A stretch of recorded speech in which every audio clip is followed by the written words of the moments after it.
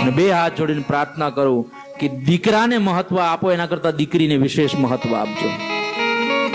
કારણ કે તમારા ઉપર પરમાત્માનું કંઈક ઋણ બાકી હશે ને એટલે તમારા ઘરે દીકરો જન્મશે. પરમાત્માએ તમારી ઉપર, તમે આ જગતમાંથી જશો ત્યારે કંઈક ઋણ કરીને જવાના છો. એ ઋણને ચૂકવવા માટે તમને દીકરો પરમાત્મા આપે છે. પણ તમારે ત્યાં દીકરી હોય ને, ખાલી દીકરી, તો સમજો કે તમે જગતમાં પરમાત્માના ચોપડામાં કોઈ ઋણી નથી. કારણ પરમાત્મા તમારું ઋણ ચૂકવવા માટે કોઈને મોકલતો નથી.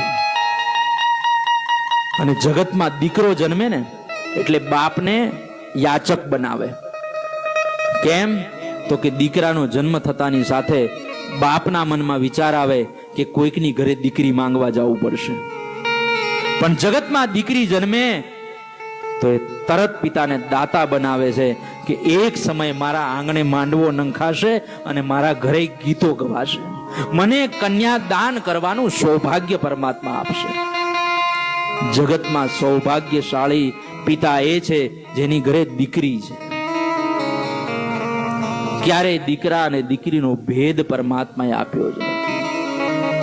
પરમાત્મા તમને રસીદ આપે છે, તમને ચિઠ્ઠી આપે છે કે જાઓ, તમે મારા દરબારમાં અઋણી છો, તમારી ઉપર કોઈ ઋણ નથી.